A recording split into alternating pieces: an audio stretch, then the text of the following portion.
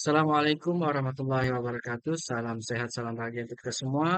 Berjumpa kembali dengan saya Ajurin Karim. Pada kesempatan ini kita akan mensimulasikan uji beda post-test kelas kontrol dan post-test kelas eksperimen dengan menggunakan aplikasi SPSS sebagai aplikasi uji statistik, baik itu parametrik ataupun non-parametrik. Sebelum kita melaksanakan uji beda post-test, kelas kontrol dan kelas eksperimen, mari kita lihat uji prasyarat. Untuk uji prasyarat yaitu uji normalitas, di mana sebelumnya kita sudah melaksanakan uji normalitas dan hasil uji normalitas nilai post-test kelas eksperimen dan post-test kelas kontrol dapat kita lihat dari sajian data berikut. Menurut Dahlan tahun 2010, uji statistik ini menggunakan tes Shapiro-Wilk jika data kurang dari 50 dan Kolmogorov-Smirnov jika data lebih dari 50. Nah, kita lihat di sini pada jumlah responden kita memiliki 30 sehingga kurang dari 50 maka kita akan menggunakan tes normalitas dari Shapiro-Wilk. Diperoleh hasil uji normalitas post-test kelas eksperimen dengan nilai signifikansi atau p-value 0,018 atau lebih kecil dari 0,05. Maka data nilai post-test kelas eksperimen dengan menggunakan media augmented reality untuk pembelajaran biologi tersebar secara tidak normal. Nah, kita lihat di tabel Shapiro-Wilk ini untuk hasil dari uji normalitas post-test kelas eksperimen mendapatkan p-value adalah 0,018, artinya lebih kecil dari 0,05. Maka nilai post-test tidak berdistribusi normal.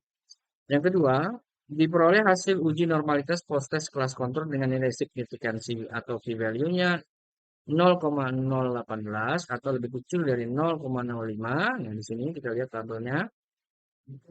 Maka dapat disimpulkan data nilai proses kelas kontrol dengan menggunakan media video untuk pembelajaran biologi tersebar secara tidak normal. Dengan demikian, hasil dari uji normalitas ini dapat disimpulkan bahwa uji beda post-test kelas kontrol dan post-test kelas eksperimen menggunakan uji statistik non-parametrik karena data tidak berdistribusi normal. Dan untuk uji statistik non-parametrik yang sesuai adalah uji Mann-Whitney U-test. Kita akan melaksanakan uji Mann-Whitney U-test. Sebelumnya kita ketahui terlebih dahulu konsep dasar dari uji Mann-Whitney U-test. Yang pertama, uji Mann-Whitney U-test bertujuan untuk mengetahui ada tidaknya perbedaan rata-rata dua sampel yang tidak berpasangan, yaitu eh, nilai post-test kelas eksperimen dan nilai post-test kelas kontrol tidak berpasangan. Yang kedua, jumlah sampel yang digunakan tidak harus sama. Nah, kebetulan sampel yang kita gunakan di sini sama-sama berjumlah 30. Yang ketiga, uji Mann-Whitney tidak memerlukan data penelitian yang berdistribusi normal dan homogen. Yang keempat, uji Mann-Whitney digunakan sebagai alternatif dari uji independent sample t-test jika data penelitian tidak berdistribusi normal dan tidak homogen. Nah, jika data terdistribusi normal, maka uji statistik yang kita gunakan adalah uji independent sample t-test. Nah, karena data kita tidak normal, maka kita menggunakan uji Mann-Whitney U-test. Adapun rumusan masalah yang kita miliki di sini adalah apakah ada perbedaan yang signifikan nilai post-test media video dan nilai post-test augmented reality untuk pembelajaran biologi. Adapun hipotesisnya, Hanol tidak ada perbedaan yang signifikan antara nilai post-test media video dan media augmented reality untuk pembelajaran biologi. Sedangkan HA-nya adalah ada perbedaan yang signifikan antara nilai post-test, media video, dan augmented reality untuk pembelajaran biologi. Dasar pengambilan keputusannya adalah untuk Mann-Whitney U-test jika nilai asim signifikan lebih kecil dari 0,05 maka HA diterima. Jika nilai asim sig-nya lebih besar dari 0,05 maka HA-nya ditolak. Baik, untuk kita lakukan uji merit ini, kita siapkan laman SPS-nya dan data nilai dari post-test kelas eksperimen dan post-test kelas kontrol. Kita langsung ke laman variable view untuk kolom name kita ketikkan hasil dan kolom baris berikutnya adalah kelas.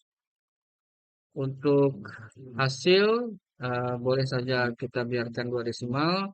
Untuk kelas kita nolkan desimalnya. Untuk kolom label kita ketik hasil belajar eh, hasil belajar biologi. Sedangkan pada baris kedua kelas yaitu kode kelas, kita di kolom view-nya kita berikan kode kelas 1 untuk kelas eksperimen, sedangkan setelah itu add, sedangkan kode 2 untuk kelas kontrol. Kita klik add dan oke. Untuk kolom measure-nya hasil belajar kita menggunakan scale, sedangkan untuk kode kelas kita menggunakan nominal. Sekarang sudah siap halaman SPSS kita. Kita langsung ke laman data view untuk memasukkan data yang kita miliki.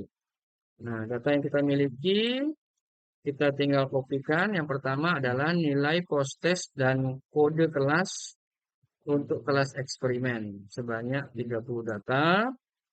Kita Ctrl C, kita masukkan di laman SPSS Data View, kita Ctrl V. Nah, ini data kita sudah tercopy.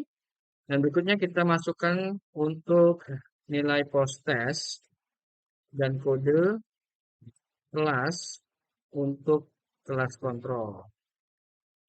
Oke, kita Ctrl C, kita masukkan di nomor 31, Ctrl V. Oke, data sudah siap. Nah, sekarang kita lakukan uji statistik menggunakan SPSS. Kita klik Analyze. Setelah itu kita masuk ke Non-Parametric Test, Legacy Dialog, dan kita klik To Independent Sample.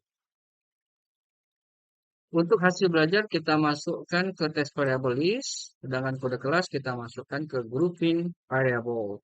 Setelah itu kita klik define group. Ya, kita sudah mengkode kelas tadi dengan 1 dan 2. Kita continue, pastikan pada kotak dialog main with new terchecklist. Oke, ini secara default sudah terchecklist, kita tinggal oke kan. Nah, kita dapatkan hasil dari main with me test, hasil belajar biologi, kelas eksperimen dan kelas kontrol sebanyak 30 responden. Ada min rank-nya, rata-rata, dan sum of rank-nya. Untuk menjawab rumusan masalah yang kita miliki, kita langsung ke tabel tes statistiknya. Coba kita lihat hasil dari asimsiknya untuk total itu 0,331. Mari kita interpretasikan datanya. Nah, hasil dari uji Mann-Whitney U-test tadi, kita dapat ambil keputusan. Berdasarkan output tes statistik, diketahui bahwa nilai asimsik total sebesar 0,331. Ini ya, 0,331 artinya lebih besar dari 0,05. Maka berdasarkan dasar pengambilan keputusan tadi, jika asimsiknya lebih besar dari 0,05, maka HA-nya ditolak. Hipotesis alternatifnya ditolak. Artinya, dapat dikatakan bahwa tidak ada perbedaan atau tidak ada pengaruh yang signifikan hasil belajar antara kelas eksperimen yang menggunakan media augmented reality dan kelas kontrol yang menggunakan media video pada mata pelajaran biologi. Demikian hasil dari uji beda post-test kelas kontrol dan post-test kelas eksperimen dengan menggunakan uji statistik non-parametrik yaitu uji Mann-Whitney U-test. dengan hasil akhir bahwa tidak ada perbedaan atau tidak ada pengaruh yang signifikan hasil belajar antara kelas eksperimen yang menggunakan media augmented reality dan kelas kontrol yang menggunakan media video pada mata pelajaran biologi. Demikian apa yang dapat kita praktekkan pada hari ini. Terima kasih atas perhatiannya. Mohon maaf atas kekurangannya. Akhir kata, wabillahi taufiq wal hidayah. Wassalamualaikum warahmatullahi wabarakatuh. Salam sehat, salam bahagia. Tetap semangat menghadapi aktivitas rutin kita sehari-hari.